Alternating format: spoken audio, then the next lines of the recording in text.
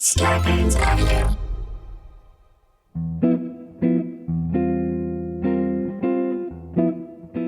Coming to you live from our houses in Los Angeles, California, it's Nobody Listens to Paula Poundstone, your comedy field guide to life. Tonight, religion. Is it the opiate of the masses? Or are the masses already too stoned to need an additional opiate? Phillip Picardi, host of the Unholier Than Thou podcast, is here to talk about religion and spirituality in the modern age. Nietzsche said, "I cannot believe in a God who wants to be praised all the time." Yeah, God, what's up with that? Needy much? We'll find out. Plus, mailbag. Tony Nita Hull opens up the mailbag and discovers a new call-out to fans of Bonnie Burns. Crinkleheads unite. I am battening down my hatches. And finally, at long last, we have a winner in our vocabulary contest. I'm Adam Felber, the man who tries to keep this show's conversational theology bending towards the God of coherency. And now, please welcome the woman who follows just one doctrine in discourse, that there is no God, there are no rules set in stone. Humanity is awash on a wave of chaos, and it's every man for himself. Oh, wait, that's the philosophy of the President of the United States.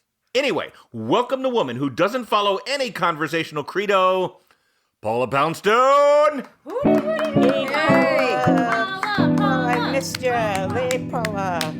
Well, it's so nice to be with you. Well, I'm not really with you guys, but over the phone, you know.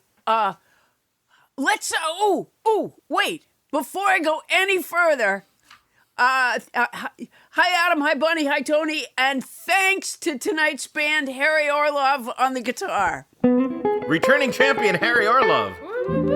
I knew that name. Hey, you know what? I find lately now, I have to walk my dogs every day, and when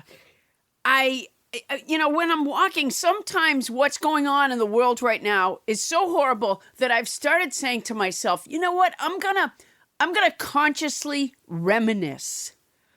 So that I'm not thinking about current times. And so yesterday I was doing this. I was walking down the street. I was reminiscing about this wonderful time I thought I had experienced with my son one time. We were in Virginia together, and we went to a place called Lake Ann, and we rented a boat. And usually it takes me forever to get in the water anywhere because it's always so damn cold. But this water was so comfortable. Like, I jumped in and out a bunch of times. It wasn't hard to get in at all. And he wouldn't come in the water, but I could talk to him on the boat while I swam around because it was so quiet. Hardly anybody was in there. And it was one of the most lovely experiences. And I remember at one point we had been in the water. We got over in this sort of grassy area, and some sort of official came out, like some government guy came out and said, you have to move away from here. And so we did. Well, so later I was telling somebody about this experience, and it turns out that is a man-made lake over at a nuclear power plant. Oh no. And and so so it wasn't really the wonderful time that I thought it was. The reason the water was warm had something to do with that nuclear power plant. And now my allergies are much better, but sometimes I have to blow my knees. I have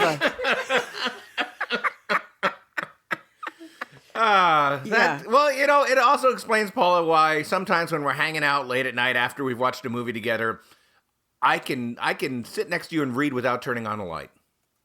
Yes, that's exactly why. I glow now. Yeah. That's happened to me over and over again, where I think I have a lovely memory. Like I said to my middle daughter one time, I said, wasn't it great when we drove to like Idaho or whatever it was? And she said, I always hated long car rides. And I just I'm like, okay. And yet I've been enjoying the comfort of reflecting on all these long car rides that we've had where I thought everyone was enjoying themselves. Turned out, no, wrong about that too. So this idea of, sort of disappearing from the present to reminisce, I think what I'm going to have to do is reminisce about someone else's life. I can send you some stuff. All right, now, Paula, let's go around the horn. Up in the Simi Valley, our friend, our producer, your manager, Paula, she's just poised to break out a nugget of wisdom or a bon mot or two. It's Bonnie Burns, Captain Crinkle. Oh, you're coming to me first. Yay. Well, I am a plethora of things to talk about today. I'm not quite sure where to start. While I was hearing the opening, while I was hearing the opening of the show, I thought I'd say I love the idea of crinkle heads. And then I was going to do this really cornball joke, which I'm debating about, but I'll give it a shot. Knock, knock. Who's there? What makes you think this is going to be cornball? Crinkle heads. Yeah, crinkle Crinkle head head who? That's it. So Now, Bonnie, you had so What? much to say, have and you more. went with the I have first more. thing. I have more. wait. Let's go back. So you said you were debating about it, right? What was on the pro I knew side? probably I shouldn't do it. No, What? when you were debating, was the side that said yes, do the crinkle head joke? Was that Joe Biden or was that Donald Trump? Well, clearly, it was Donald Trump. I don't know if you did this, Paula, when you were in therapy, but like when I was in therapy, I Fuck used you! to think What do you about, mean? Why would you say that? I've known you for a long time. Buddy, When I was in therapy- no, wait. I What? have a question for you. In the aftermath of your nervous breakdown, how had a nervous breakdown. Not even close. Keep going. when you were healing from that period of time where you were seeing things, do you what kind of tea did you enjoy? No, of course I was in therapy. What are you kidding me? What I Right. wouldn't Who give was to it? have that time and money back now. Yeah, once when I was in therapy, it took me probably 2 or 3 years to get up the nerve to do this. I used to hear this crinkling sound behind my head, and finally I got the nerve to turn around and see what it was. And it was the guy sitting behind me. I was in Freudian therapy. He was picking the dead leaves off the plant on the pedestal behind my head. And I said, would you cut that out? So wait, you were tormented by a crinkler? Oh, I never thought of that, Adam. That's great. It's like textbook. It's like textbook. Yeah. Yeah. Wait, And you went to a therapist where there was a Freudian, where you sat on therapist- the couch and didn't Oh, look at him so you could God, free this sounds associate. You stared at the wall. awful. Oh my God, this is terrible. Right. And the guy was like pruning. He was rooting the plant behind my head. Oh my God. I think I really only got the nerve to do that when I was starting to feel like I'm not making a lot of progress in here. No, it doesn't sound like it. Yeah. Do you About leaving. Do you remember the time that you were telling him something about your mother and he started vacuuming? Do you remember that? That was awful. just disrespectful, I think. I'm not sure this guy was really Turned all that around and he was in the qualified. bathtub. Yeah. What's that swishing sound? What is The water was just draining That's out. funny. Yeah, no, I didn't know anything about that. Boy, you've been to some clinker. I really, Bonnie, Been to some therapeutic clinkers. Bonnie, in I'm an effort- almost scared to ask. Was that one of the things you wanted to share, or have both the things No. you've shared so far been extemporaneizing? Speaking of free we association. sort of got off, extemporaneously talking. What? How did that I'll go back- happen? I don't know. I think this is better than what I thought of. Maybe. Maybe. Well, if the knock It knock would be joke hard is, to lowball the knock-knock joke. yeah, if the knock knock joke is any example, then I'm gonna take a wild guess and say yes, it is. Yeah. No. Do you remember the time you were with the Freudian guy and you were laying on the couch and he was pruning and you said, wait, I just want to say this one thing. And you said, knock, knock.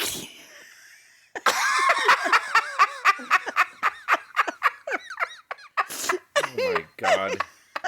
All right, I'm gonna exercise one of my few executive powers on this show and move on. Thank you, Bonnie Burns. All right, moving around the horn to Tony. Oh, God. What are the last 15 things that have popped into your head, Tony? What do you got to share with us? So pest control was supposed to come today, and I had to pull everything out of my cupboards in the kitchen and bathroom and put it in the middle of my floor and cover it, and then they canceled.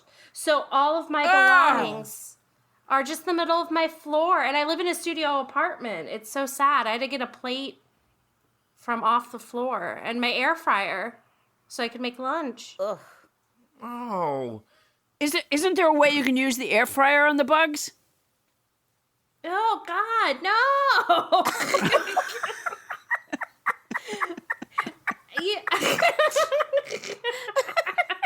I think if you just don't We should have that insect lady back on. She could tell us how to cook bugs in an air fryer. No, you don't cook them. No, you don't put the lid on, and then you force it. You point it towards the corners and under things, and it air fries the bugs. What kind of bugs were they coming for? These pests? I see an occasional German cockroach. German. How do you know they're German? She talks to him. They're very specific kind of roach that kind of almost look like crickets at first. It's a German cockroach. It has leadership much better than ours. That's how you can tell. They're coping with their COVID better, and they have a better immigration policy, and now the eyes of the world are turning to them for leadership. That's how you can tell they're German roaches. That's how you can tell it's a German cockroach? Yeah. I would agree with that. Yeah. Yeah. The American cockroach is orange. Not only is it orange, it leaves a little orange trail wherever it goes. Well, I'm looking for a new place to live, so. Are you really? I am. I want to upgrade to a big girl apartment with a bedroom and everything. All right. Well, if anyone in the Southern California area has an apartment that they want to lease to Tony Anita Hull, I'm sure she's a great tenant. I'm a very good tenant. Well, except that you keep all your shit in the middle of the floor. Okay. But hey, if anybody... So Right rude. now, there's like a circle of German cockroaches in Tony's apartment that are right now talking about moving themselves. They'll go, she has all her shit in the middle. You know what that means? we got to find another place to go. Yeah. They're terrible. They're so gross. They're so gross. I hate them. I hate the Germans. Sorry. Wow. Yeah. Not the Germans. Well, the German cockroaches, sorry. The German cockroaches. My heavens. Sorry, I don't hate Germans. Sorry. God, we're going to get complaints All right. about that. No. No, it No, was, no, we were it's talking fine. about cockroaches. You know, you could just as easily have said, I hate cocks. And...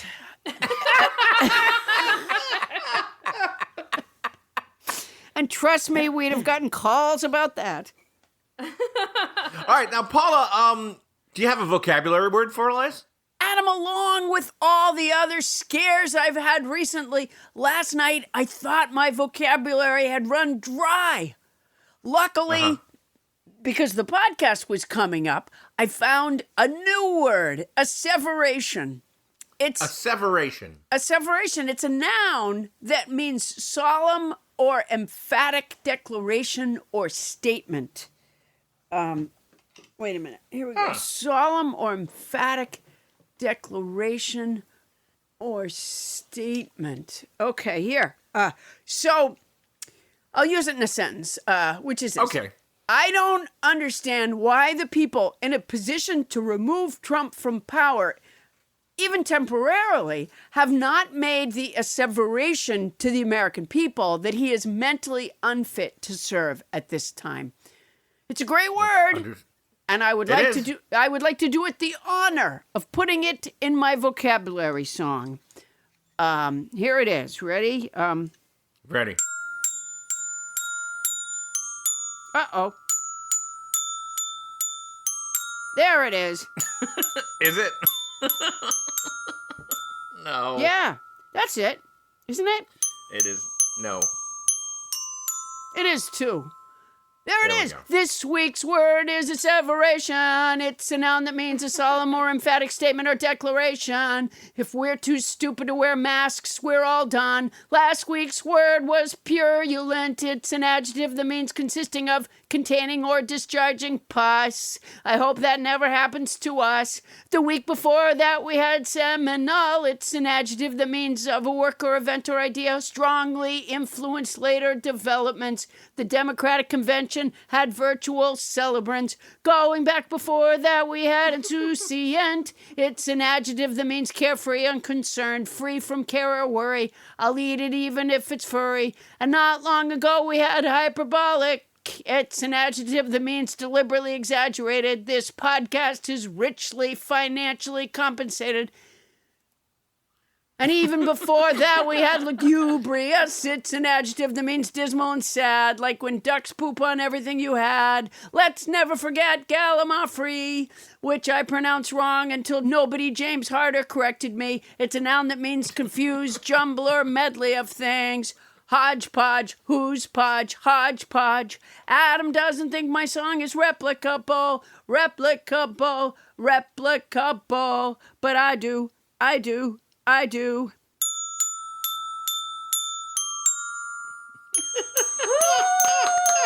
Bravo! Whew. Oh, Paula. Boy.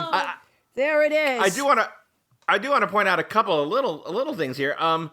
That listener who called you on mispronouncing gallimaufry, Yeah.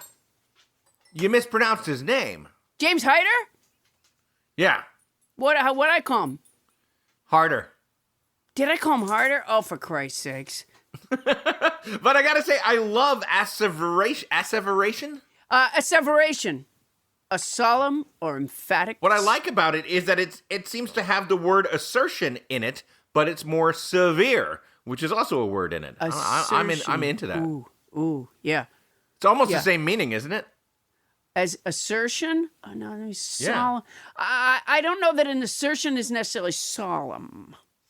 Right. It could be giddy. It is emphatic, though. So, Yes, yeah. indeed. It's, I'd say they're probably similar. That's what I would say. I will rubber stamp that. Coming up, our friend Garrison Keeler said, anyone who thinks sitting in church can make you a Christian must also think that sitting in a garage can make you a car. We'll discuss what church, religion, and spirituality means in 2020 with Phillip Picardi. That's coming up when we return on Nobody Listens to Paula Poundstone.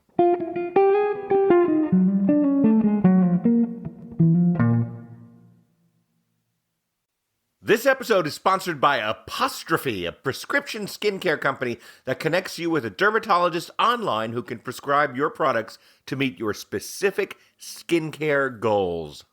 Now, apostrophe, of course, is a form of punctuation, but what this apostrophe does is get the punctuation off your face. Prescription skincare really works, but it can be hard to get, and it's usually pretty expensive. Apostrophe makes prescription skincare that you'll actually want to use. I've been using it, Adam. I'm supposed to put a pea-sized bit of cream on this, rather prominent brown spot on my face. I'm supposed to do it every night, all day long. I just want the clock to move until nighttime because it says do it just before bed. Now, it may be that I'm really looking forward to going to bed, but it could just as easily be that I'm looking forward to putting this apostrophe stuff on my prominent brown spot. So it also makes it easy and affordable to see a board-certified dermatologist online. Now, I just see a board online it's a doctor, I think. But he Not the same thing. he Not moves the board around and makes it talk.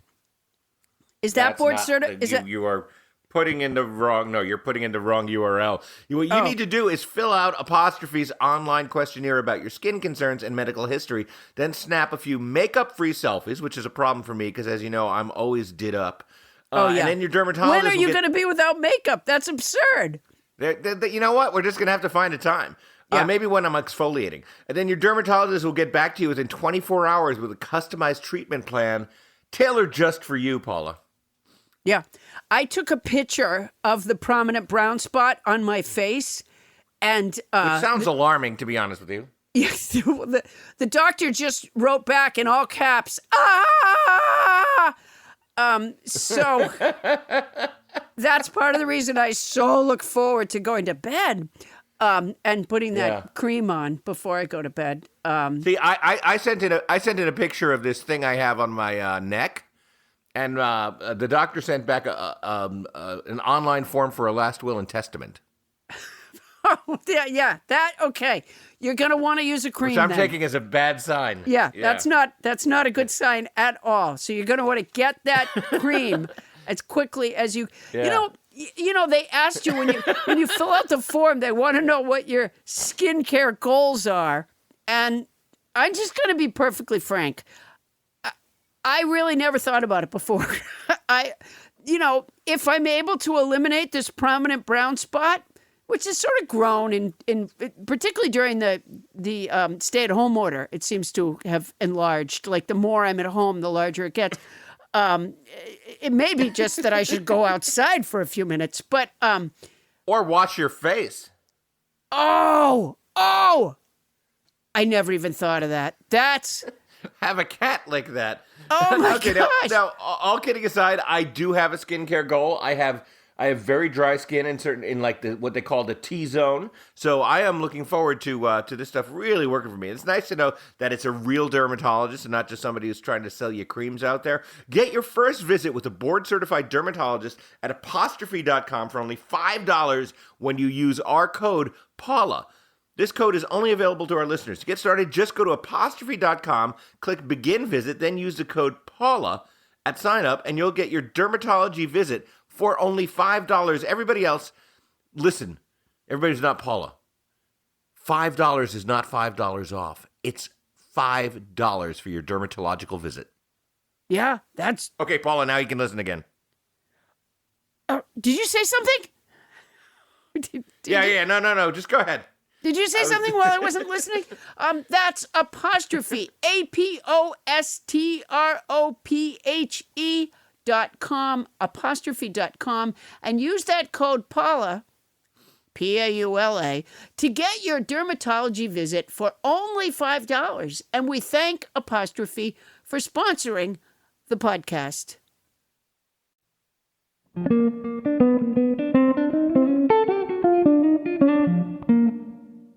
On this day in unremarkable history, Titanic Captain Edward J. Smith said, "Don't be afraid of icebergs." Oh, shit. Did he really say that? Yeah. Yeah. He said, don't let them dominate your life. That's what he said. Totally. Don't feel like you have to go out of your way because you see an iceberg. That's what he said. That's what he said. There we go. Sorry. That's all right. Sorry if I'm derailing this. Yeah. We like that kind good. of stuff. No, that's exactly the right energy.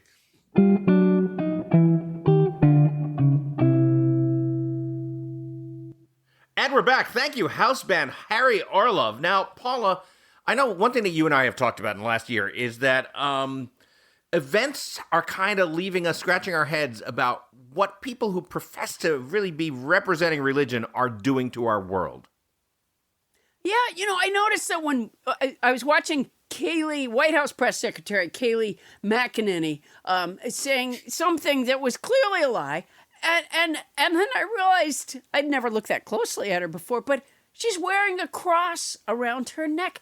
I don't get how that goes together. How does somebody who lies for a living square that with being religious? Unless that was just a decoration.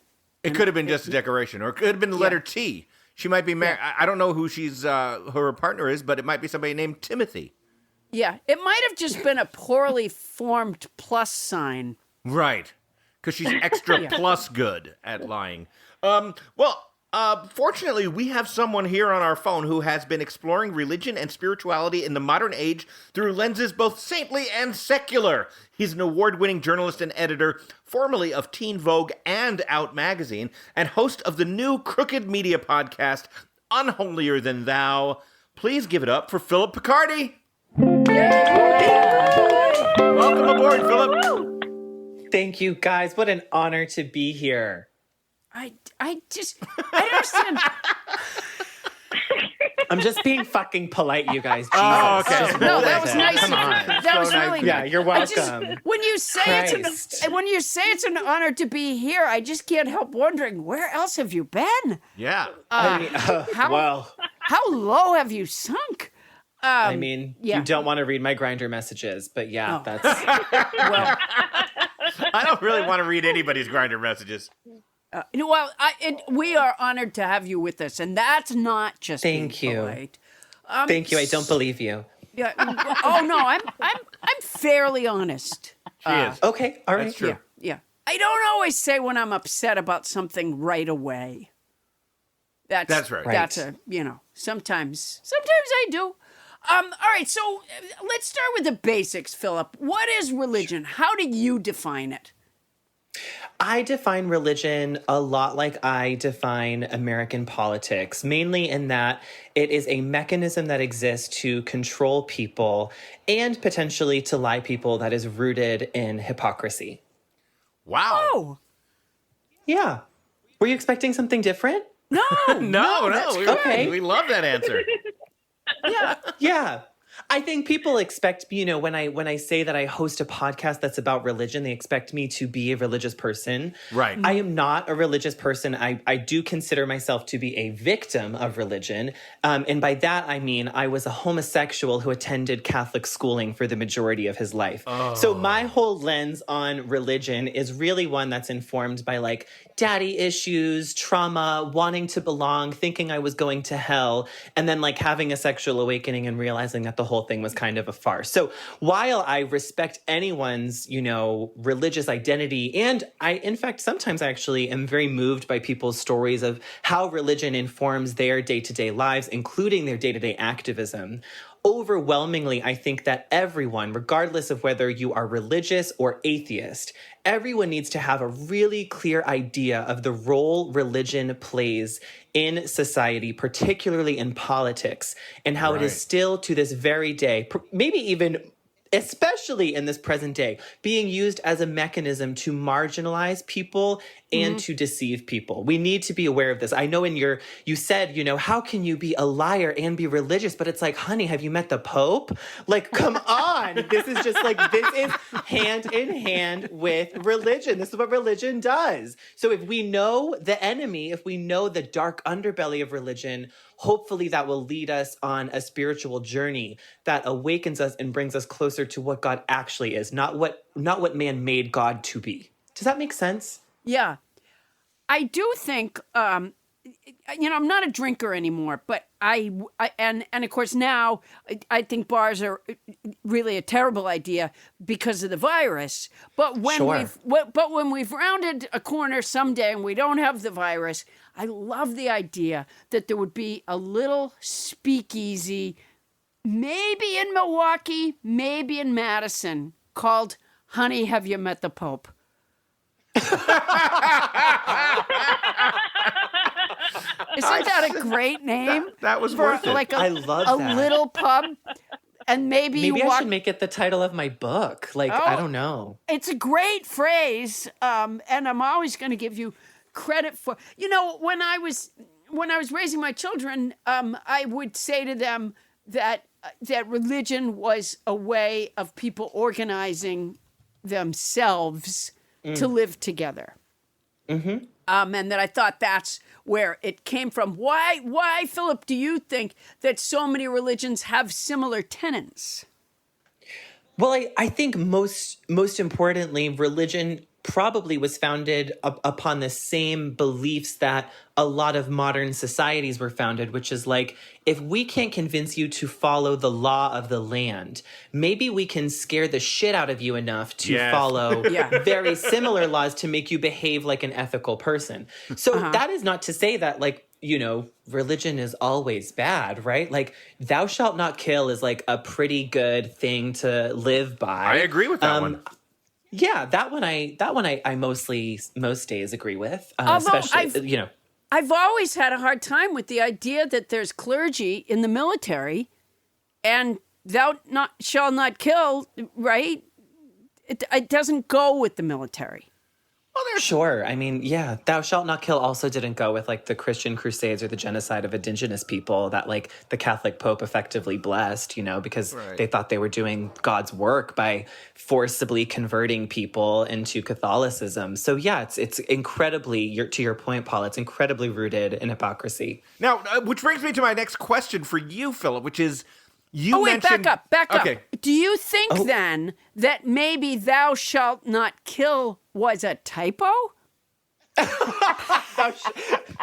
What do you think was the typo? The T. The not part? The T. Thou shalt no kill? Or thou shalt not shit. kill? Okay, yeah. The T, and then that. First of all, okay. So thou shalt. Okay, so yeah, I don't know. It wouldn't just be the T then. You're right. It would be N-O-T. So someone really, like, you know, my guess is they were chiseling on the tablets and their dog nudged their elbow. That's because that happens here, not with tablets. But yeah. Right. But what I wanted to get to was you were just talking about religion in those terms, and then you mentioned relationship with God. Now, do you want to kind of offer up how you feel about God and how God might not be involved with religion or the relationship between the two? It seems like there's something interesting there based on what you said. I think that there is a potential for people to have a relationship to spirituality or a higher power that can be entirely divorced from religion. And so what I would say is that I think a lot of young people especially have moved away from organized religion and have moved towards this idea of connecting to some sort of higher power or believing that there is something larger that exists, but that religion really isn't even scratching the surface of what this higher power is. So I think that, you know, for me, what I found solace in, especially growing up going to church every Sunday, you know, being told to pray every night, I think the kind of solace that I've found in forging a spiritual path or trying to figure out what my spiritual path is. I don't know where I'm headed with all of this. Right. But I think that, you know, what I've loved from what I've heard from people who I've interviewed for the podcast is that, like, it's a spiritual experience to protest, you know, it's a spiritual experience to be in community with people that you love and to be challenging each other about your ideas or to be listening to one another or to be doing community service or volunteering in another way. Like, all of these things are spiritual outlets. If we look at them less as these kind of like civic duties or obligations and look at them more as a way to spiritually enrich ourselves, you know, maybe we'd have a healthier relationship with doing those things too. Maybe we'd prioritize them in a different way, you know? Yeah. Although I think you might be misconstruing spiritualism for like happy chemical hits in your brain. Serotonin? Yeah, no, it's actually not serotonin. It's oxytocin. Oh, oxytocin. Okay, got it. Yeah, not Oxycontin, by the way, oxytocin. Right, don't get those confused. So it reminds me, I was court ordered to AA for 5 long fucking years, and I went, and congratulations, by the way, that's great. Thank you. It was wonderful. But the thing is, one of the things that really bothered me was that it's the whole, 12 steps and the turn your will and your life over to God thing. I'm an atheist. And so I feel that the government has no business sending me to something that involves this thing. And by the way, let me just say this. I met some wonderful people. But what people would always say to me is, it doesn't have to be God. It can be the ocean. And I used to say to them, that would have worked just fine when I was drinking.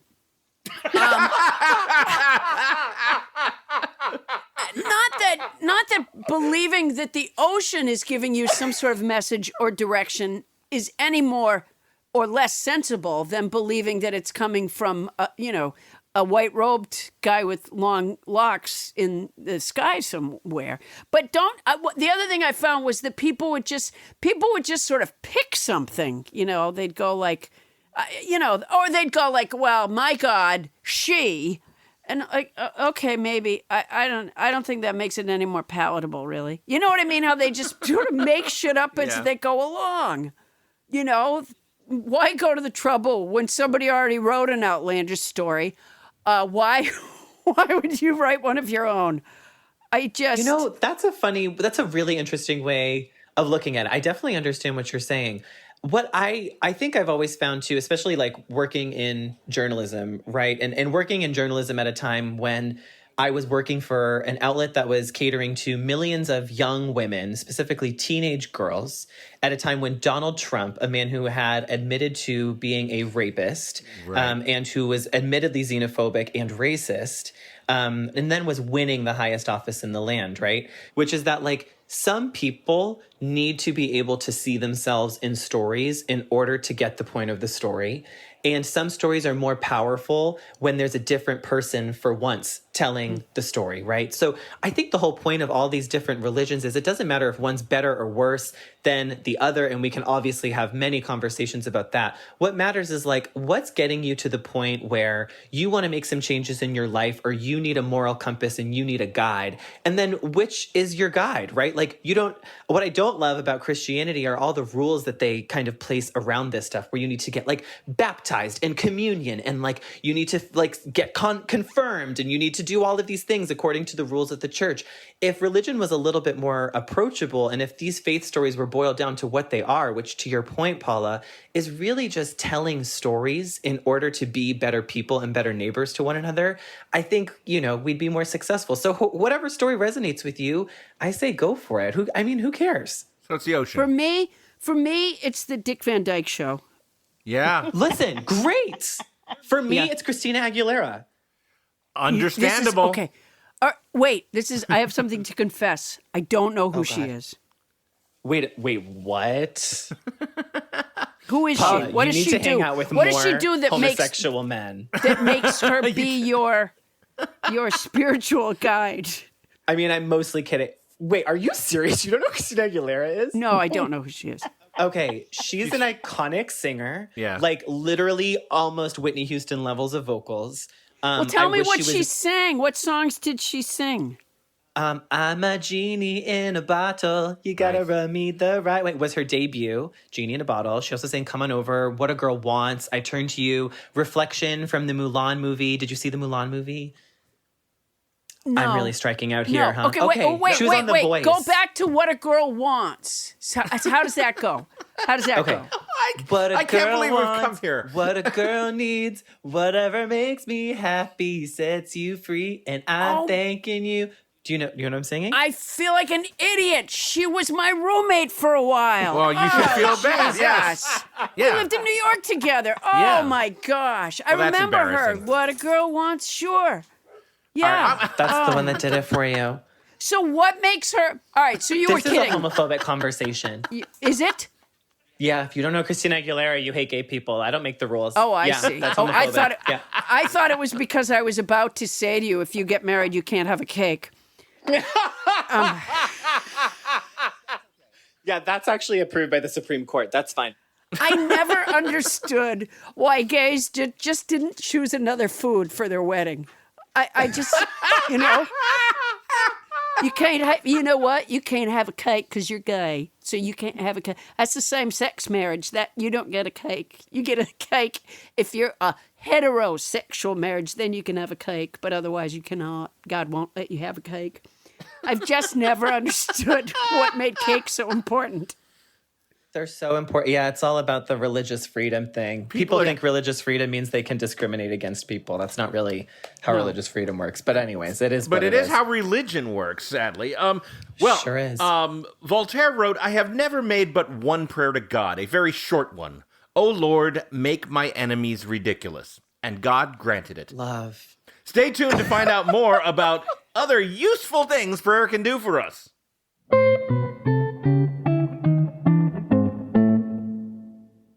The cat of the week is Tommy from Framingham, Massachusetts.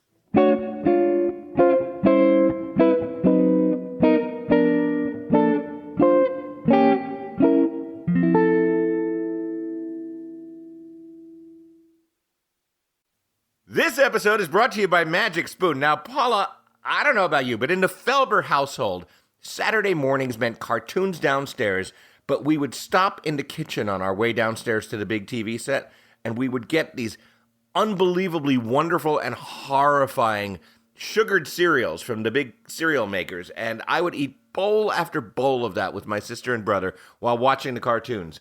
And of course, nowadays I don't do that because I'd be dead. Oh, Enter Magic Spoon. Magic Spoon has changed everything because it has 0 sugar, 11 grams of protein, and only 3 net grams of carbs in each serving. It tastes amazing. Honestly, too good to be true. I've never read the ingredients on the cereals that I usually eat before because it would be like reading the ingredients on a Heath bar. You know what I mean? Like, I already know. Yeah. It's There's not an upside. Yeah. right. I wasn't eating it to be healthy. But now that's changed because Magic Spoon is keto-friendly, gluten-free, grain-free, soy-free, low-carb, GMO-free, and comes in 4 flavors: cocoa, fruity, frosted, and blueberry. And the shape of the cereal is little hoops. So I don't want to name check another brand of cereal, but the fruity flavor, which I love the taste of the first time I taste it, the fruity flavor tastes like a fruity cereal in the shape of a hoop. A fruity hoop. Fruity hoop. Not ringing a bell. Fruit. Was there a Okay, was there a big bird anywhere nearby? The minute I opened the box, a giant, large-beaked bird flapped by my window.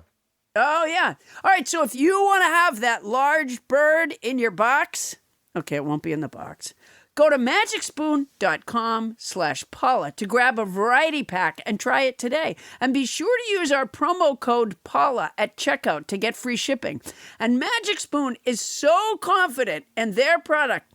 I've never seen anyone this confident. They are so They're confident. cocky. Oh my gosh, they're like the LeBron James of cereal. They are so confident in their product that it's backed with a 100% happiness guarantee. So if you don't like it for any reason, they'll refund your money, no questions asked. If this cereal Now, doesn't... I'm no lawyer. If it doesn't make you happy, you can sue the shit out of Magic Spoon. Yeah. And it sounds like they're guaranteeing general happiness in your life, not just with their product. So that's Right, a which is win-win really- for everybody. That is confident, given that we have a pandemic. Yeah. A lot of people are out of Absolutely. work. And the idea that they say, none of that matters. Just have a bite of this Magic Spoon cereal and you're gonna feel good.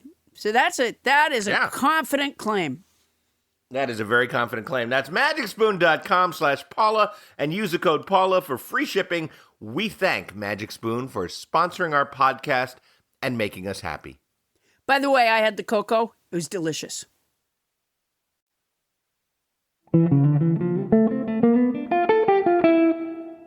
And we're back with the host of the podcast, Unholier Than Thou, former editor of Teen Vogue, and out it's Phillip Picardi.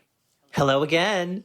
You know, you've been talking a bit about spirituality and finance spirituality, and there are people, a lot of atheists like Paula would say that how could spirituality even be a thing in a world that's determined by physics? You know, where's it located? How would you square science with religion or science with spirituality? So, okay, I'm gonna get very real for a minute. I know we've been like joking, but the best way I illustrate this is my partner is an emergency medicine doctor. So I'm he so worked in fucking scared right now. Sorry. Let him go. Go ahead. So go he ahead. worked in the second most populated hospital in New York that was infected with the coronavirus. And, there were plenty of days, especially in the beginning of the pandemic, when there was little information really available about how this virus was working and how to properly fight it, right? So the death rate was very high. And not only was the death rate high, but, he was working at a hospital in Queens. So he was watching as this virus really disproportionately impacted Black and Latinx people who lived in Queens. And I asked him, how he could still believe in God when he literally has a front row seat to probably what will be one of the biggest tragedies of our lifetimes. God willing, will be the biggest tragedy of our lifetimes, right? And he's not a religious man. I don't want you to think that. But he believes in God. He believes that there's something out there. He's one of the reasons I wanted to explore religion rather than just forsaking God and calling myself an atheist. Right. Because frankly, I couldn't believe that I had found this person. And so I figured if I found you and you exist in this world and we are together, there has to be something bigger out there. I believe in something bigger because I believe in you. And all he could say was that sometimes in the emergency room, there's shit that happens and you think that the patient is going to die. You think that the situation is beyond your control. And sometimes something works out in a way that just you can't explain. Medically, you can't really explain it. There's no other way to really put it. And he's seen too many of those instances. He's seen too many of what he calls these very tiny miracles that make him really believe in God. And so this is a man of science, right? He went to medical school. He is an emergency doctor. And he finds a way to really believe in God, even though he is working in science every day. So I don't think you necessarily have to choose between the two. I also don't think there's an explanation scientifically or spiritually to everything. And so sometimes just leaving the unknown to be the unknown is leaving space for something else that you can't explain. And that's okay. And I think that's really powerful. Yeah. I am so relieved when you said he works in the emergency room and then you said he went to medical school. Oh my God, was I relieved. Because otherwise you have just hooked yourself up to a shyster. So this is That's fantastic.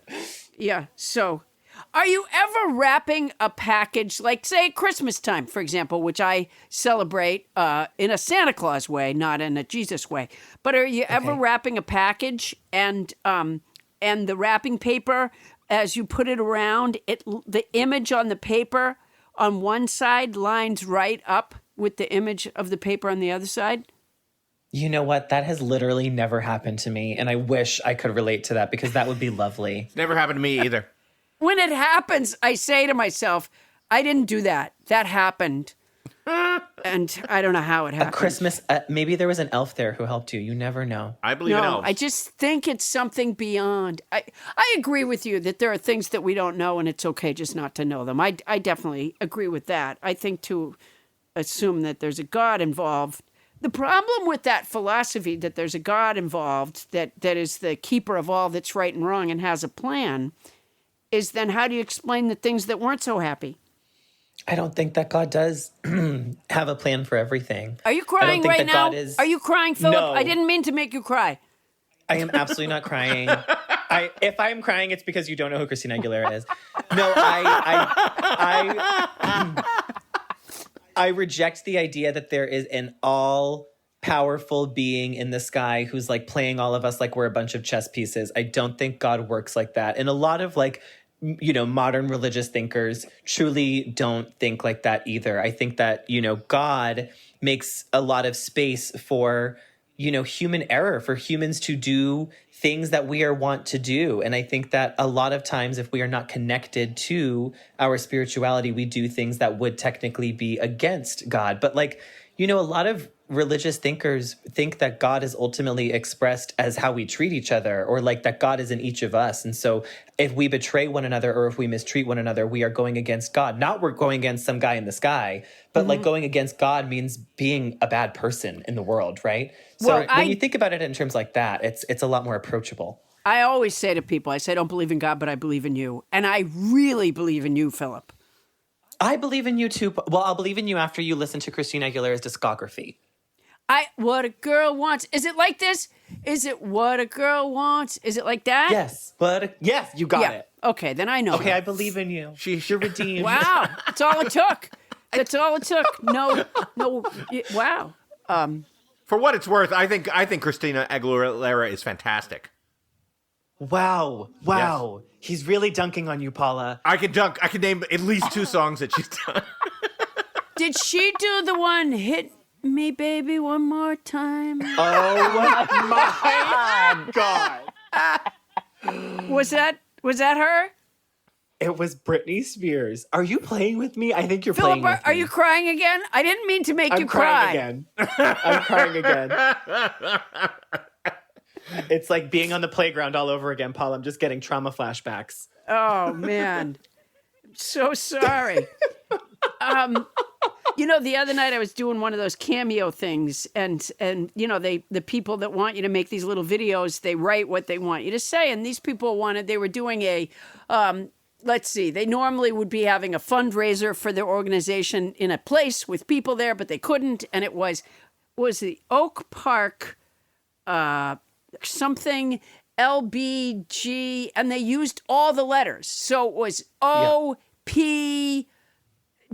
They must have had 12 letters in their moniker. And I said into the video thing, I'm like, and I think they assumed I was gay. And so they said, that's why they wanted me to do it, like, without talking to me. But I'm happy to. And so I said into the camera, I said, there's not letters for what I am. I don't know what I am. But whatever letters I am, it's squared. So it would be like it would or maybe cubed. Maybe it's cubed. I'm like PP to the 3rd. Oh, okay. I don't know. I don't know what I am. But all these letters, it's like too much phonics. It's hooked on phonics gone crazy. Why isn't there just one? If you don't know what you are, that's totally fine. We don't need to fix ourselves to certain identities.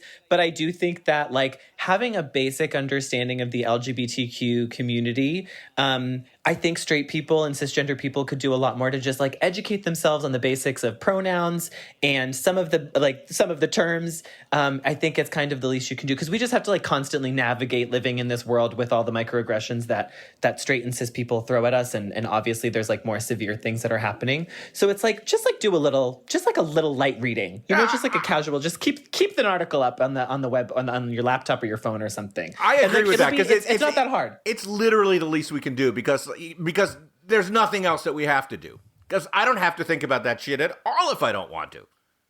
Right. Wait, yeah. Isn't there any way I could do less?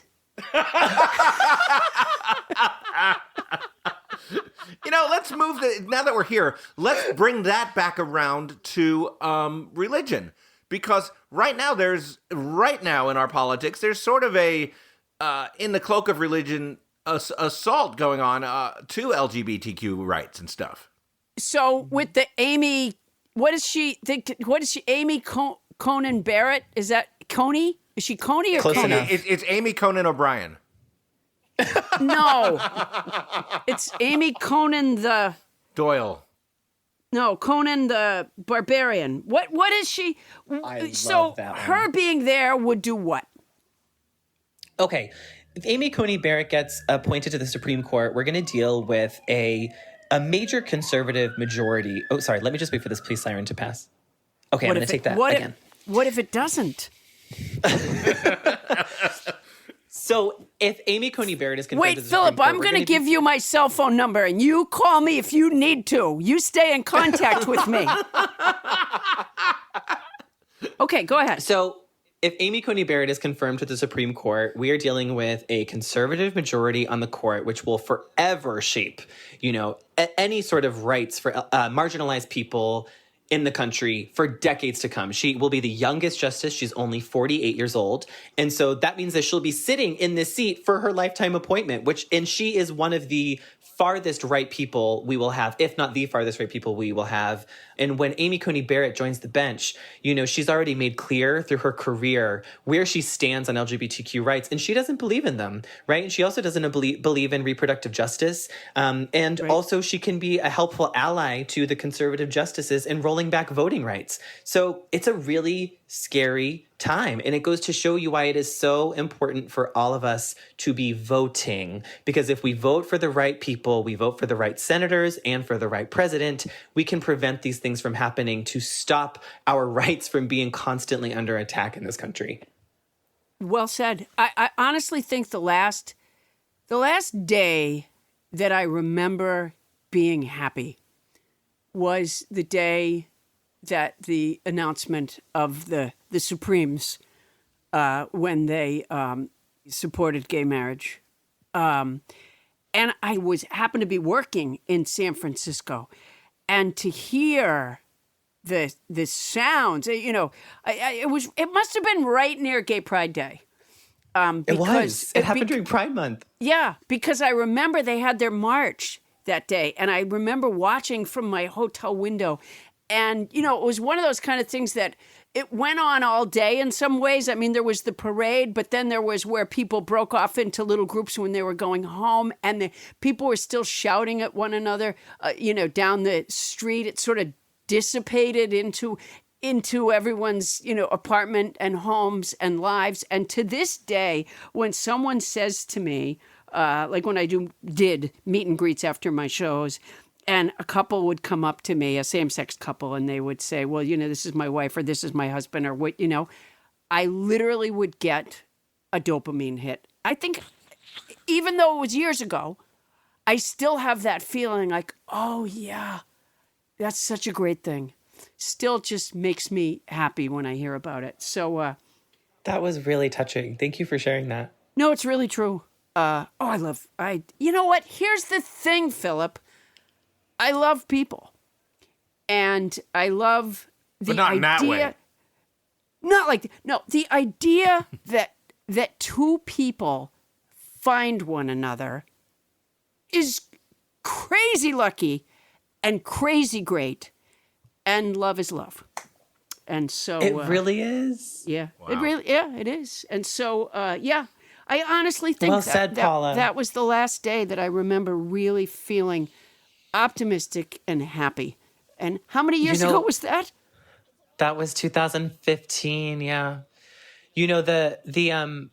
The day that Bostock came down was actually, it was wild because the day before, my best friend Raquel Willis was speaking at the Brooklyn March for Black Trans Lives, and we really had no idea, what to expect from the turnout, because a big part of the Black Lives Matter movement was really not necessarily centering the fact that Black trans women have been murdered at very high rates in this country for years, often without media attention or big public displays of solidarity. In fact, last year, the American Medical Association declared an epidemic because Black trans women were being murdered at such high rates. And so Raquel was speaking at this rally in Brooklyn. So I went, with my friends to go witness her speak. And I was one of 15,000 people flooding the streets of Brooklyn. There were police helicopters everywhere. No one had any idea what was going on. And these speeches were so incredible. And it was such a powerful thing to see how far this movement has come and how much support, was there. And then the next morning, the decision comes down that says that employment discrimination is officially illegal against LGBTQ Americans. This was a fight that comes after marriage equality. This just happened, Bostock. Right, and it did recently, it just felt like, my gosh, the thing about the Republican machine is that they know how to pepper the news cycle with a bunch of evil bullshit in order to demoralize us and make us feel like there is no chance and that we shouldn't have hope. Their biggest weapon is disarming us of our hope. And really, hope is all we have sometimes. And so those 2 days back to back, I swear to God, it was like I felt like I actually was physically replenished. Like it was like something had re-entered my body that had been missing. And it's so much of what you're saying. Like when you saw the LGBTQ people in their parade in San Francisco. It's like, we cannot let them take that away from us too, because they're taking everything else away. So whatever we can hold on to, we have to hold on to it, because that's the only way we're going to win. And I think to underscore that part of what the conservative machine does is tell you that progress is not happening. And you have to take a couple of steps back and realize, oh, the last Democratic president was elected twice in opposition to gay marriage. And by the way, Hillary Clinton still won the popular vote. And most Americans believe in reproductive justice. And most Americans believe that LGBTQ people should be able to marry. You know what absolutely. I mean? Most Americans believe in gun control. It's like they make it seem like the whole country is a part of their force and that we are the minority. And that's a part of their manipulation machine. And we have to be smarter than it. Isn't it weird that we are somehow being put under rules that are not what most of us believe in? Yes. I mean, that's just very strange. Well, that's the Electoral College, and it's the United States Senate. The little tiny flaws built into any system, just as things roll downhill, they just get more and more distorted. Well, that's exactly why I refuse to pay for my kid to go to the Electoral College.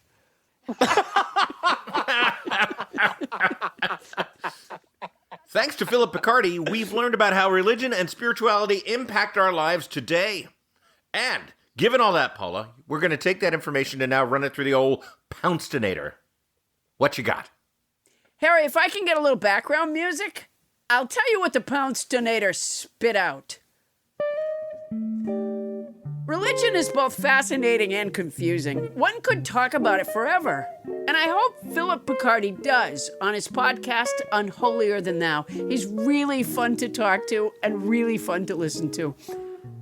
Phillip says that there are things like his partnership that feel so rich, so right, so fulfilling that they must be somehow spiritual. Maybe.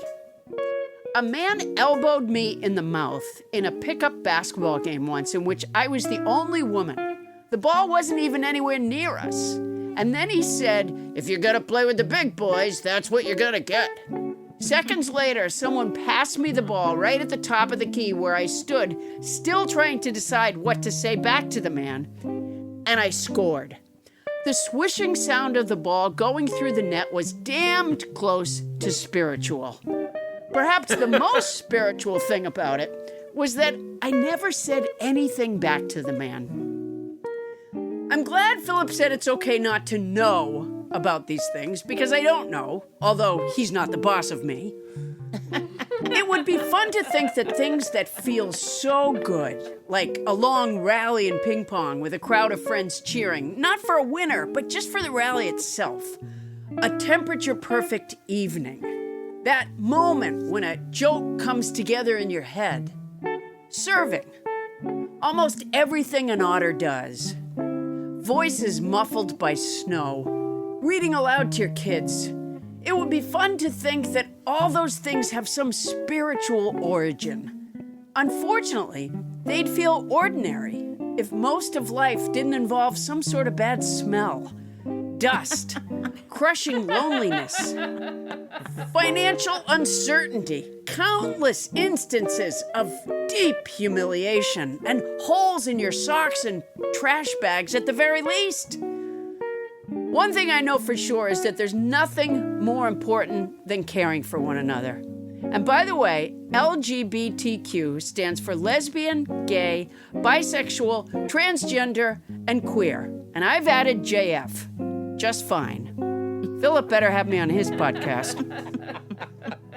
He is the host of the new Crooked Media podcast, Unholier Than Thou, and an award-winning journalist, and just a great guy to talk to in an interview.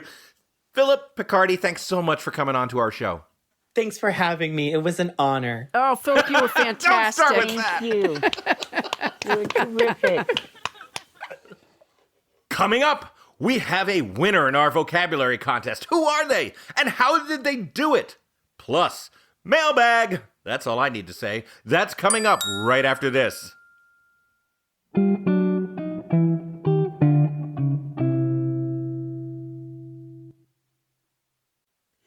Adam, we have a new sponsor, and it's Kitty Poo Club, and I am so excited because I haven't been out to a club in so long, but I bought some like high-heeled shoes and like a short little dress, and I'm putting sparkly stuff on. Paula. Yeah? Paula, that is...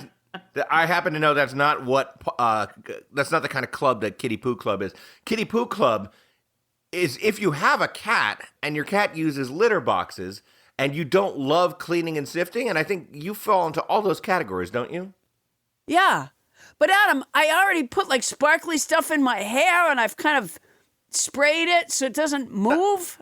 And Now, what is Paula this? Poundstone, you scamp. Kitty Poo Club is an all-in-one litter box solution designed to be convenient for you. Every month, Kitty Poo Club delivers an affordable, high-quality, recyclable litter box that's pre-filled with the litter of your choice. That sounds fantastic, but I'm not dressing up for that. Do they have don't meetings? have to. Does Kitty Poo Club have meetings? Am I the secretary of Kitty Poo Club? No. Do we have an agenda? Is there an agenda? No. Let's poo. Just get litter boxes. Paula, the litter boxes are leak-proof, eco-friendly, got a fun design for every season, and when the month is up, just recycle the box and Kitty Poo Club will automatically deliver a new one to you. No changing used litter, no more cleaning the box, and you can customize your order based on how many cats you have, in your case 9, in my case 1, but she's a big eater, and what type of litter they prefer, and Kitty Poo Club has a no-risk guarantee that you can easily customize or cancel anytime. Well, that sounds fantastic. That would make dealing with the whole kitty litter thing so much easier. And it'll give me time. It'll save me time. Because, I sift 4 or 5 times a day now and have for years. Yeah, but absolutely. This will free up time so that I can go to the Kitty Poo Club at night. I mean, I would still want to stay 6 feet away from people and wear a mask. But Again, it's a different kind of club. Oh. Okay. All right. Right now, Kitty Poo Club is offering you 20% off your first order when you set up auto ship by going to kittypooclub.com and entering promo code Paula. Just go to kittypooclub.com and enter promo code Paula to get 20% off when you set up auto ship. That's kittypooclub.com. And don't forget to enter promo code Paula at checkout. There are some advertisers that believe that you have to say the same thing several times in order to get people to be clear on it. Yeah, well, Kitty Poo Club is justifiably excited about the auto ship thing because, with the auto shipping thing, with various products, I don't always think, well, I'm going to need that every month because maybe I'll be eating less or going out less or whatever it is that their product is. My cat's pretty regular. I like the idea of auto ship. There isn't going to be a month where I'm like, no, she didn't really poop that much. Yeah. That's kittypooclub.com, promo code Paula for 20% off. Hey, Adam, we have a new sponsor. It's Orgain. And, all right, don't say it in front of Bonnie because she already uses it. And they're sending us all right, well, hopefully we're on a private line here. Yeah, I'm hoping because honestly, she talks about it all the time. And they're sending us the product. I haven't tried it yet, but she keeps saying to me over and over again, you got to try the vanilla bean. You got to try the vanilla bean. No, because I know that you're really going to like the vanilla bean. Damn it. Bonnie, settle down. We haven't even told people what it is yet. Now, Paula, what I understand is that when we get Orgain, it's going to be a product to fit our active lifestyle. Nutrition shakes, protein powders, meal powders, bars, and even almond milk. Food-based and full of organic vitamins and minerals that taste delicious and provide maximum nutrition. Yeah. Fuck the thing about whatever they tell you about that. Here's what I'm going to tell you. I live on this stuff. Number one, you know how a lot of those protein powders have this stuff in them? When you really look at the ingredients, there's like 9 grams of saturated fat and 250 calories. You might as well have a Snickers bar. The thing about the Orgain protein powder is I think it's like very, very little fat, and it only has like pea powder and garbanzo beans as the protein source. Plus, Adam, and I know you can relate to this, no offense, but 2 spoonfuls. Whenever somebody says no offense, brace yourself. Let me finish. 2 spoonfuls is is only 150 calories and it's 20 grams of protein.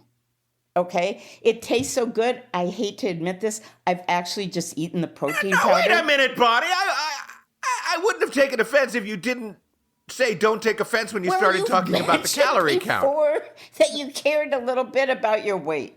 Whenever anybody says don't take offense, you got to get out your steel shield.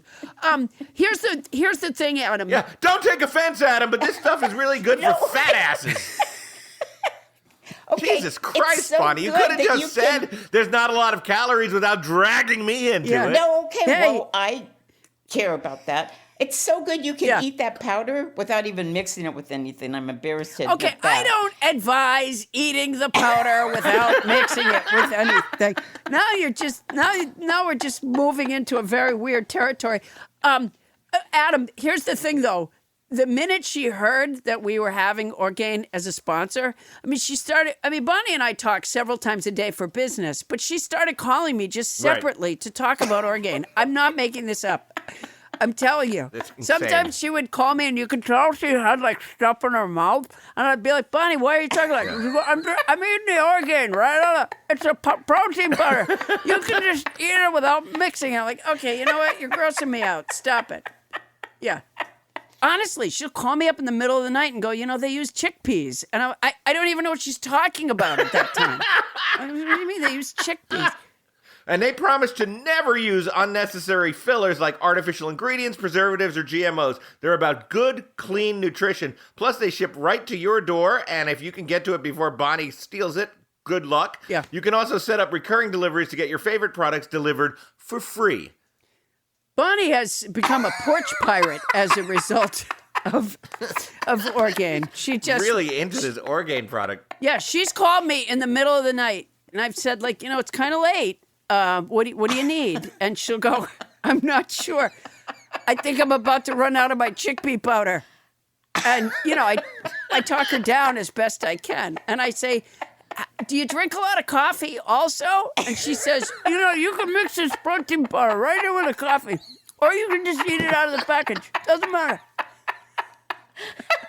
All right, well, right now you can save 20% off your first order. Plus, when you subscribe, you can save even more. Go to tryorgain.com/Paula20. Let's try that again. That's tryorgain.com/Paula20 for 20% off your first order, plus extra savings when you subscribe. Tryorgain.com/Paula20. Yeah. I'm going there right now. You know what? I knew she would. Yeah. While we're recording. If you're ever spending time with, say you're on the phone with Bonnie and you'd rather not be, what you can say is, Bonnie, I thought I heard your doorbell ring. Could be your Orgain. And she'll hang up right away.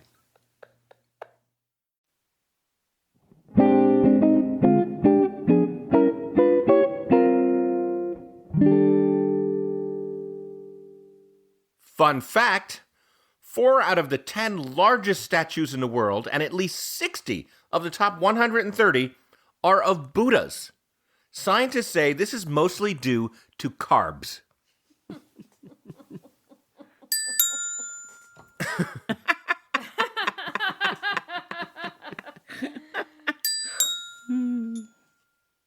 We now join the French Trump weekly Friday press conference in progress.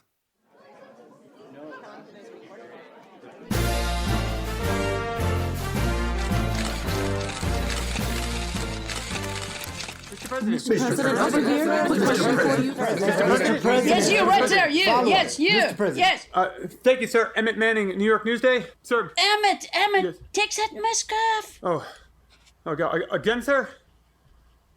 Okay. Yes. You just spit so much. At your rally, you called Biden corrupt. No one has found any evidence of that, but you keep saying it. You have a habit of accusing others what you have done. Do you think that's the case here? I do not do that, but I heard that you do that. A lot of people are saying that you do that. And by the way, Emmett, it has not escaped my attention that you have puffed up your orange hair and gained a lot of weight. Next question.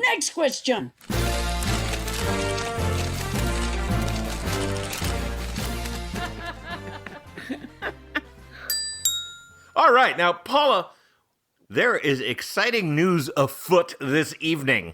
Now, let me ask you, do you remember our vocabulary contest? I do, where the listeners had to listen to episode 109 and find the vocabulary words that we used in it. And the winner could receive a Zoom party, as it were, with up to 100 of their friends, plus you and me. That's very same contest that has not had a winner suddenly has a winner. I'm so excited. Here we go. To do this, because she's been the arbiter of the contest the entire time, let's bring out Tony Anita Hull. We're going to open her cage, the glassed-in enclosure from which she hasn't been able to hear us up until this point. Tony Anita Hull, come on out here and tell us about the winner of this contest. Yeah, so her name is Stephanie Lundgren from Portland, Oregon. Stephanie Lundgren! Yeah. Congratulations, I was hoping Stephanie. it would be Stephanie Lundgren. This is great. Yeah. You've never heard of her. She's married. She has 3 cats, and she said if she could pick one of her cats to be the cat of the week, it would be Momo, her oldest cat, and her sidekick. Okay, You so know, right out of the Stephanie- gate, Stephanie wins a contest and wants more. Yeah, is Stephanie aware of the amount of responsibility for a cat that becomes cat of the week? I mean, does she know everything Yeah, that goes into it? It's kind of being a little bit of a stage parent and a little bit ungrateful, I gotta say, Stephanie, because once again, cat of the week is, it's a completely different lane. It has to do with your cat, not you. So how did she do it, Tony? How did Stephanie, above all others, come up with the vocabulary words from episode 109? She listened to the show the day after it dropped and was casually listening for the words, but didn't enter because she thought someone would have already won. But then she went back and listened to the show again and started writing the words down. And she remembered that I posted the words on Facebook, so she listened to the show once or twice more before she pressed the send button on her entry. My guess is that she got some guidance from Momo. Well, if she did, then Momo deserves the call with 100 of Momo's friends, with me and you, Paula. Yeah, it's just going to be like, hi, I'm Adam. Hi, I'm Paula. I'd rather talk to Stephanie. So you guys get the Hawaiian chips, get the double stuffed Oreos, get the Heath bars, and don't get any Butterfingers because, They don't exist anymore. Meanwhile, tell Momo to start popping the popcorn. All right, now, Paula, we always enjoy opening up the listener mailbag. Yes, we do, Adam. And this is our chance to listen and respond to all the concerns that anybody might have. And where are we digging this out of? Our butts? I'm not sure I understand the question. So, to move Well, on, then Tony I wouldn't Anita Hull. answer our butt. No, where are we getting these missives from? Well, I just said we're getting them from Nobody Listens to Paula Poundstone at gmail.com and our Facebook group. And someplace else. But now they're in our Mailbag. Mailbag. I have no idea where you were going with that, Paula. No, me Anyway, neither. Tony, what you got? Okay, so I thought this was so cool. So nobody, Allison Bell, was waiting at Target and decided to subscribe to our podcast on all the model phones. Isn't that fabulous? So at her Target, that Yeah. yeah. I thought that was cool. That We was love that. That's fantastic. So yeah, that's that's thinking outside of the box. It really Yeah. is. I love that. Allison Bell, you know what you win? Allison Bell wins the mailbag. Can Allison Bell Nothing have like a winning Thomas? the mailbag. Can Allison Bell have a Thomas coin? You know, isn't it enough just to feel good? It's fine with me. It's I I feel like we're having sort of an impromptu rehearsal / production meeting rather than a show right now, but we're going to press on. You know what? I'm giving Allison Bell a Thomas coin. I don't know if I have the Thank you, authority, Tony. but I'm doing There it. you go. So moving on to Lou from Tennessee. Thank he wrote, you. Hi guys, I binge listen to you all when I make my every 4-week trip from Chicago to Tennessee. Maybe the long trip gets me a little loopy, or maybe it's our present political environment fogging my brain, but Captain Crinkle sounds an awful like Minnesota Senator Amy Klobuchar. Did she grow up in the upper Midwest? I hear northern Wisconsin in her accent. Might be fun to have her grill French Trump in a congressional hearing. Thanks for the many hours of mirth. It really helps break the tedium of a long haul. At least now, since I'm driving, I can laugh out loud without getting strange looks like I did when I was flying. LOL. All the best, Lou from Tennessee. Lou, Wow. you have There's a lot to uncovered. unpack there. Well, Lou has uncovered something that we have obviously tried to keep secret, which is Bonnie Burns is a what do you call it? She. What is that when somebody has a fake name? Alias? But it is an alias. Right. It's part of the reason Amy Secret Klobuchar- identity? It's part of the reason that Amy Klobuchar did not win the primary. Is that one day a week she's been taping. Nobody listens to Paula Poundstone. This is Senator Amy Klobuchar. I can't believe somebody figured it out. Yeah, Is it it's kind because of you- amazing. Is it because that you? was true. It's because they saw the big mound of snow on her head one day, and they said, "Wait a minute." Were you in Minnesota? Yeah, I can't believe, because we usually have Amy or Bonnie. We usually have her try to alter her voice just a little bit, but yeah. I mean, so a lot of people who supported Senator Amy Klobuchar. Remember how she would close out her speeches with "Wahilo"? That's Yes. one of the giveaways. That was a giveaway. Dead. So now that the secret's revealed, Senator Klobuchar, what are you hoping to achieve legislatively in the new Senate session? Well, I know that we're going to have a wonderful time when Joe gets in, and it'll be a wonderful new America. Well, God bless you, Senator, and God bless the United States of America. Hey, Tony, what else you got in there? Yep. Wow. This is okay, here we go, guys. Oh boy, really. Please tell Paula not to dive into the pit of crappy slang. You guys, sis, is the biggest offense of crap slang. With gratitude, Scott Thibault. Oh, this is going to go well for Scott. Wait, you use guises? It doesn't Yeah. sound like me to say use guises. That sounds like think Adam. I think what he's saying is saying you guys, which he is defining as you guysis, is the biggest of... Yeah. Well, then, then I stand guilty as charged, Scott. I say you guys all the time, and that's crappy slang? Huh. Well, he doesn't really offer why it is. I would have thought, like, boob. Like, referring to a woman's breast as boobs. That, to me, is crappy slang. But Really? Yeah. Yeah, you don't like that word. I don't. I prefer breast, or sometimes just I'll say, like, below my clavicle. that's really into non-specific there. Yeah. Just below my clavicle, I think, is enough. Yeah. Okay. Yeah. No, boys. Oh, okay. Then I didn't even understand. You know what that's like? That's like, okay, remember the really great I Love Lucy, where she's pregnant. She's pregnant, and she's concerned that when the baby is born, he's not going to learn good English because they don't all speak proper English. So she hires someone to come tutor them in proper English.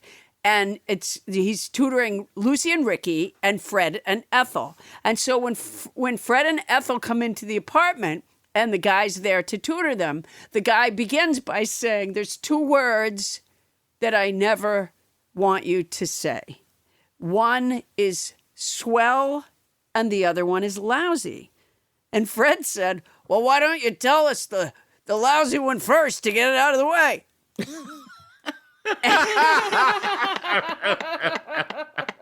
Which is, of course, one of the funniest lines ever written. And apparently, not even trying to, I handled this the same way. I'm like, use guyses. I don't say use guyses. Adam says that. When what he really meant was that I say you guys. Yeah, I do. Yeah. And I have something to tell you, Scott. I'm not going to stop. In the future, Scott, I'm going to say you guys when I'm talking to my friends. And when I'm talking to you, I'm going to say little fella. Oh, man. Senator Klobuchar, do you want to weigh in on this? I think everybody should support Joe, and when he gets elected, we're going to have a wonderful America. I'm starting to hear it. It's just so weird. Me too. Thank you, Senator. Thank you. Yeah. All right. All right. What else you got in that big old bag of yours, Tony? Okay. Here we go. I'm a no. Okay. Sorry, I can't get it. It's okay. I want you to feel. It's really not what you okay, feel. Tony. No. Oh, come on, is you that guys. okay. It's okay with me. Sorry, little fella. Stop saying you guys! Sorry, you I was guys just is channeling fine Scott with me. Thibault there. All right, go ahead. Go ahead. Okay. I'm a nobody, of course, and I want to announce right now that I'm also a crinklehead. Yo, make some noise, fellow crinkleheads! We want more of Bonnie on the show. Thanks again for the greatest podcast in history, Patty in Colorado. Wow. Well, thank you, Patty. That is so... And there is no way that Patty from Colorado isn't yet another alias of Bonnie Captain Crinkleburns. A.K.A. Amy Klobuchar, A.K.A. Patty in Colorado. Apparently, being a senator at this point is really not keeping Amy Klobuchar busy enough. I think, Yeah. because now she's also Patty in Colorado. You guys, should we say that she's Patty in Colorado? Sorry, little fella. Yeah.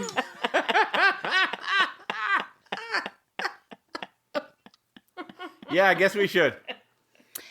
People don't realize how smart I am because I went to Yale and I came from very humble beginnings. My mom was a school teacher, but even though I'm smart and I really want to have the world be a better place, I still have cankles. What the fuck are cankles? All of us women get together in the Senate and most of us have cankles. That's one of the things we commiserate about at dinner. You're literally Googling Amy Klobuchar. That is what's happening here. No, what is it? So you think she would say that on like her website or something? I have cankles? I know Are you you had sure? somebody who talked about faith today, but God doesn't give you everything. Wow. Boy. Senator, I want to thank you so much for throwing the primary by being on our podcast all this time. That was... Yeah, that was big. Tony and Idaho, for God's sakes, take us to the next item from our mailbag. I'm well intended. What the hell is going on? I didn't want to interrupt a senator. No, I don't blame you. I understand. Go ahead, Tony. This is the second senator we've had on this show. I know. Okay. Here we go. Final mailbag. Mailbag! Nice. So, this is regarding the story of Doug. Oh, our late intern, Doug, who died under such mysterious circumstances?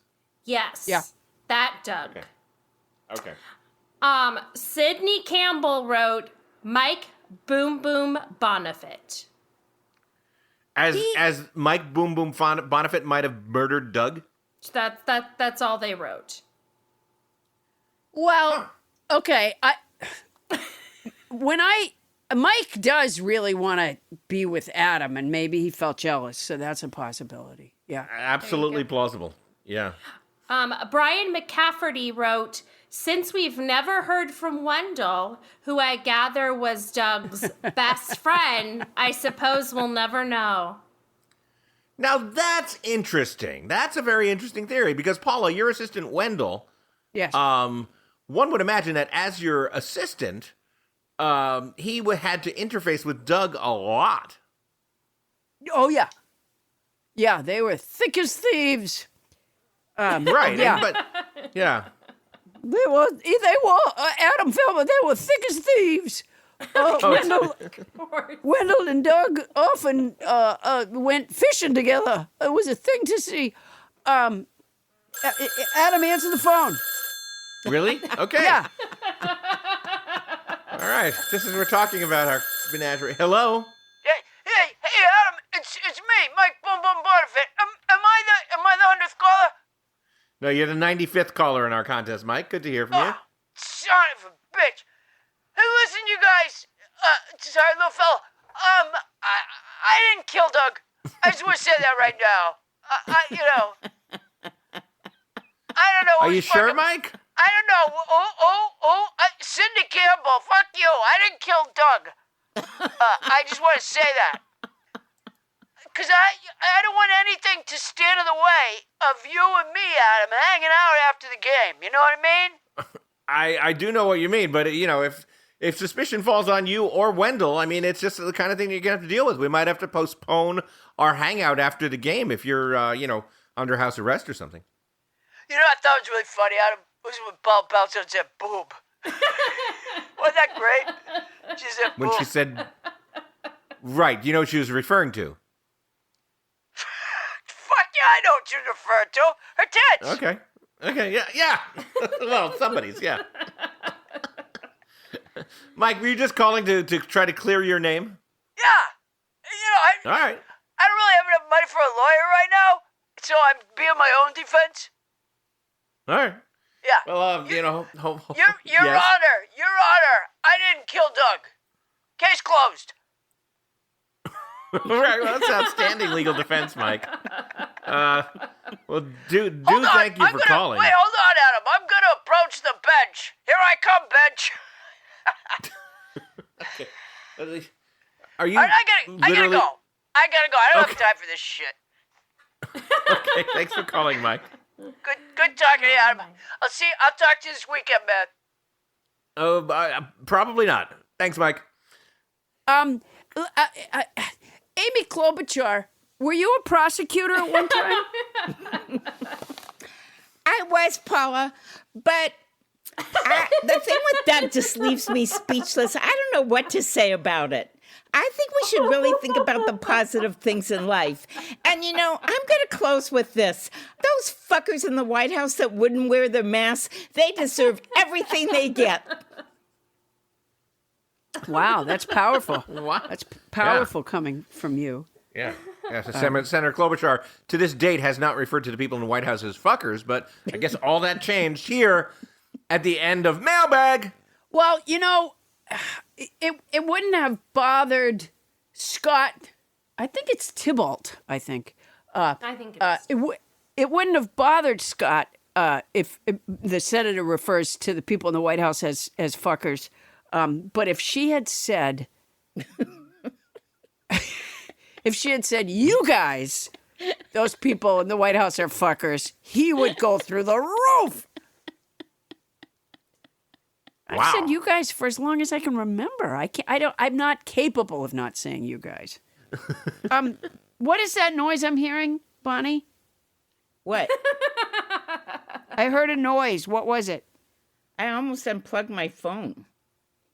Yeah. It sounds like you temporarily did and then replugged it in, Senator. Yeah, I was playing with the phone cord. I know. I can't help myself. I did it unconsciously while I was listening. Adam!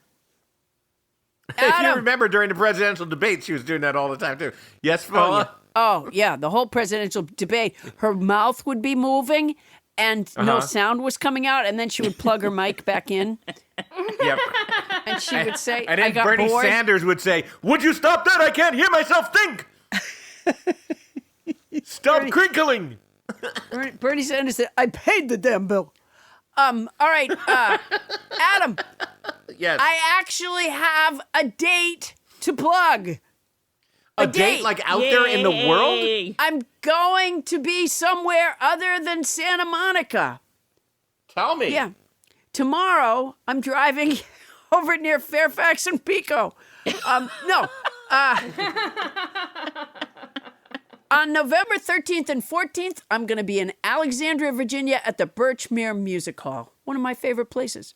And I just want to say that, A, they wear masks there, and B, they have tables so they can separate the tables. I want people to know that it will be a safe experience. Once again, that's the Birchmere Music Hall in Alexandria, Virginia. I'm excited for you, Paula. Yeah, I'm also gonna do my own sound system, and Bonnie is gonna walk me through that.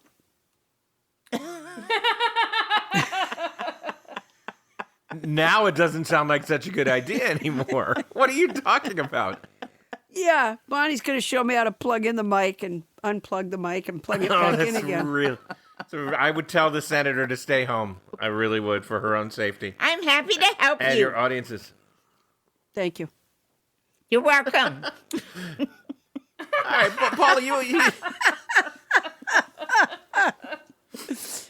Wow. And for people who can't get to Virginia to see you, you also have this new game show available outside the Virginia area. Am I right?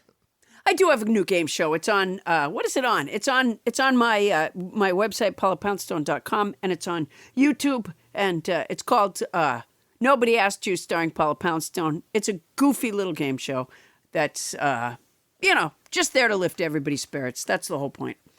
What? And that's all I got for plugs. I've been very sensitive about the plug issue since Heidi, since we did the mailbag where I believe it was Heidi who said that we did too many plugs. So that's all I'm going to say. That's it. Wow. That's it. All right, I'll just throw one in and I'll say, hey, you guys. Sorry, little fella. The baseball playoffs are heating up, and if you want to see a game but hear professional comedians calling it from our booth, that's me and Jeff Cesario doing the Starburns Sports simulcast. Get your listings by going to StarburnsSports.com or just go to my Twitter handle @AdamFelber to find out which game we're doing this week. There you go. That's all we're doing, Heidi. That's it. That's it. The That's end of it. the plugs. Except to say, Heidi, you guys, sorry, little fella, if you want to enter our theme song contest, to send your song to us at nobodylistenstopaulapoundstone@gmail.com. That's your address for everything. Nobody listens to Paula Poundstone at gmail.com. That's our show. Nobody Listens to Paula Poundstone is hosted by Paula Poundstone and yours truly, Adam Leffelber. Special thanks to our guest, Phillip Picardi, and thanks to our house band returning champion, Harry Orlove. Our show is produced by Paula Poundstone, Adam Felber, Bonnie Burns, Captain Crinkle, Senator Amy Klobuchar, Ken Lezebnik, and Tony Anita Hull. Mixing by Michael Hoagie. Starburns production by Land Romo. Thanks to our former intern, Doug. Transcription services for the show provided by Transcribe Me, a premier internationally used transcription service. Use code Paula Poundstone when placing your order at transcribeme.com to receive an expedited service. That's our show for tonight. Won't somebody please listen to me?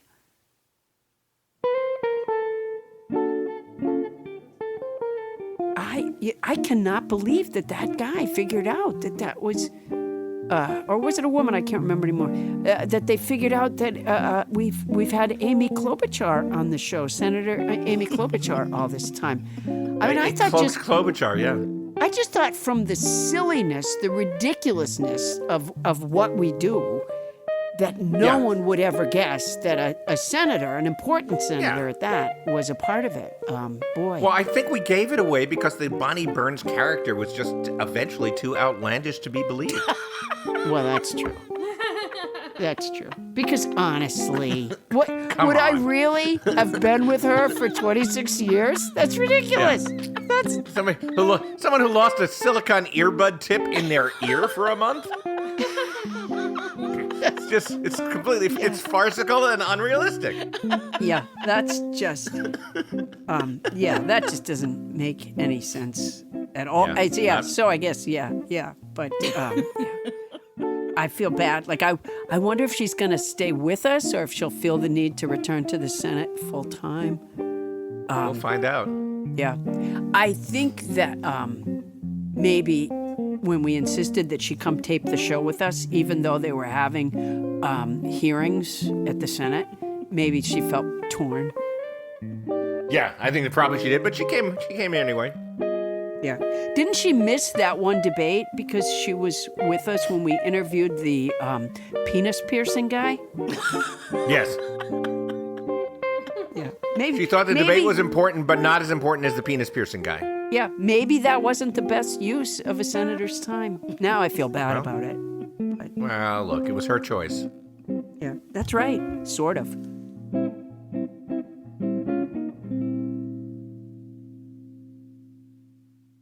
Starburns Audio, a podcast network.